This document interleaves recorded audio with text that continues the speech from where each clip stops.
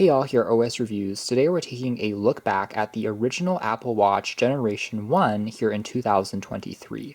Time really does fly. This original model was released by Apple in April of 2015, which means that it's now nearing 8 years old. It was a time where there were already smart wearables on the market from companies like Pebble and Samsung, but arguably it was Apple that really popularized this trend. At the time though, it was met with a fair amount of skepticism. There was a 38mm variant and a larger 42mm that we have here, which respectively had 1.3-inch and 1.5-inch OLED displays, the most popular being the 7000 series aluminum sports model, and there was also a slightly more premium stainless steel version.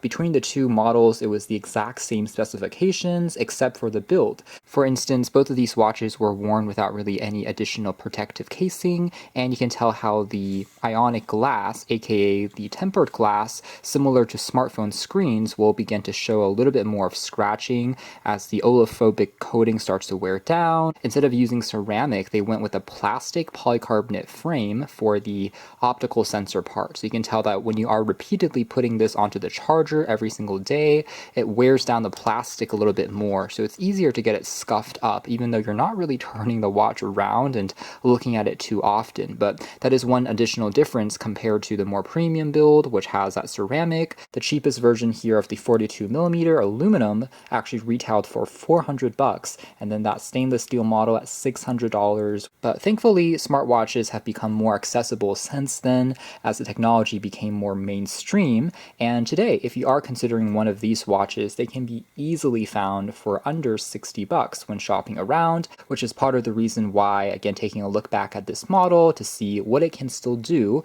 and whether it should still be considered. So taking a closer look at the design here, I have to say that the Apple Watch still looks, for the most part, pretty clean, and that is mostly because the latest generation watches, even though they have larger screens, they have slightly more rounded corners, they haven't dramatically changed in terms of design language. The digital crown, which was introduced in this first model, continues to be a pretty intuitive way of navigating around smartwatches. Because the touchscreen size is still limited at the end of the day, you use this crown to do different controls, including zooming, scrolling through lists. There's also a physical button that could turn the watch on and off and also acted as a multitasking menu key. If you are shopping around and you pick up, let's say, a Gen 7 or Gen 8 watch strap for the larger watch, they will be compatible with the 42mm Apple Watch. So it's good that this is not something that you have to, say, completely throw out if you have an older watch strap, and vice versa. If you're picking up a newer accessory, they will still be compatible with these older designs, which is good. It locks into place nicely using magnets and that easy release mechanism. Now on the back, you will find access to a optical heart rate sensor,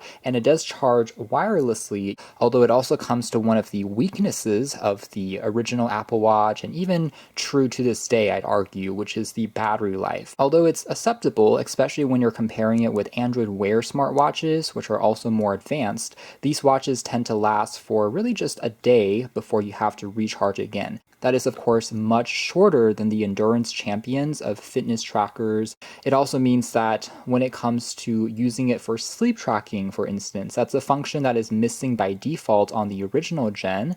However, there are third-party applications like Pillow, which you can download, and it will track your sleep using the accelerometers and heart rate monitor. However, keep in mind the short battery life, so you can't really wear it 24 hours.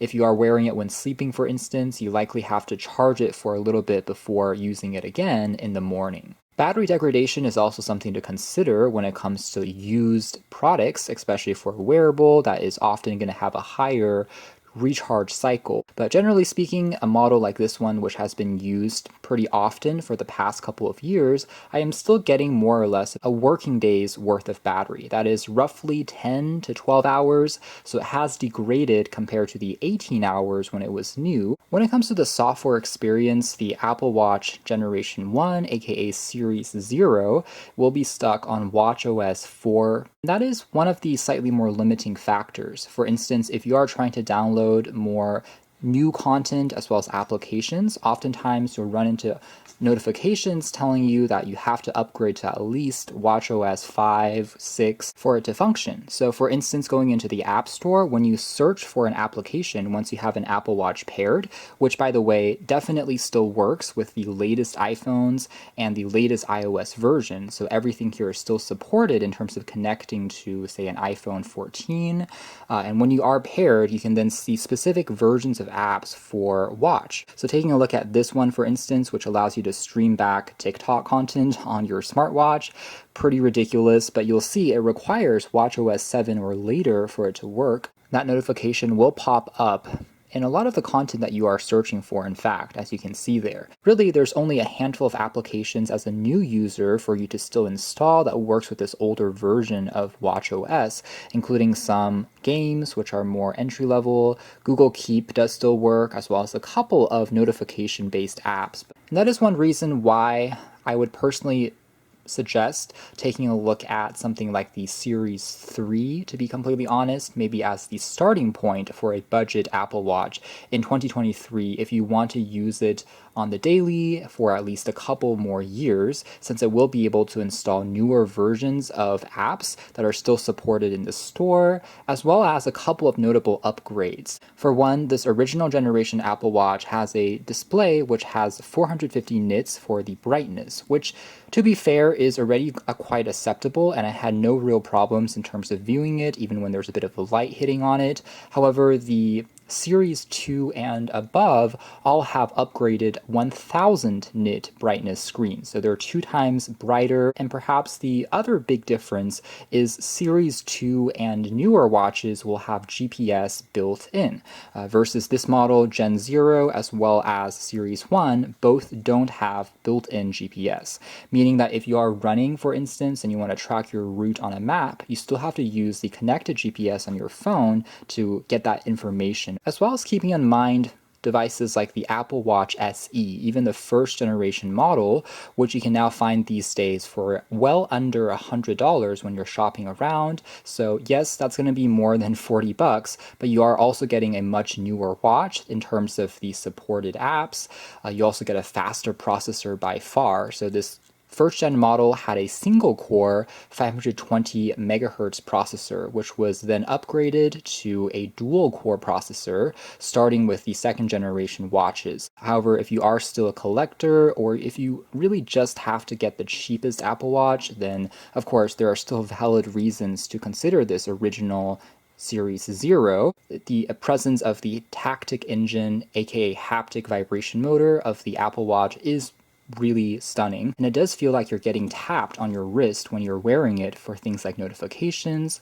Plus, this original generation watch already gave you functionality for NFC, so you could store Apple cards, other credit cards, and then pay by swiping your watch, which is similar to the newest Apple Watches, so that convenience factor at least was here from day one. Some other use cases which are still quite good on this model include having a nice built-in microphone as well as loudspeaker. Even though it doesn't use that for telling you notifications, you can answer phone calls. The other nice functionality here would be the onboard storage, which the original models here came with 8 gigabytes, which was later expanded to 16 gigs in the newer models. But this memory, aside from being used for storing applications, can also hold MP3 music locally, meaning that you can use this as an MP3 player and replace something like an older iPod or even iPod Nano, since it does also have built-in Bluetooth that you can use to connect to AirPods and other wireless headphones. Aside from that, one other use case that I think is still valuable on this first generation watch is using the Siri Smart Assistant. So for example, I can ask questions like Wikipedia avatar, and you can see that it will give you information about different movies, different content that you're able to read some snippets about without having to locate your phone. It's not going to be able to play back videos, at least natively, and it doesn't have a built-in browser, which all I think mostly makes sense, but it still is a very robust integration of this smart assistant. You could still turn the display white to act as a mini flashlight in the dark, which is still quite convenient.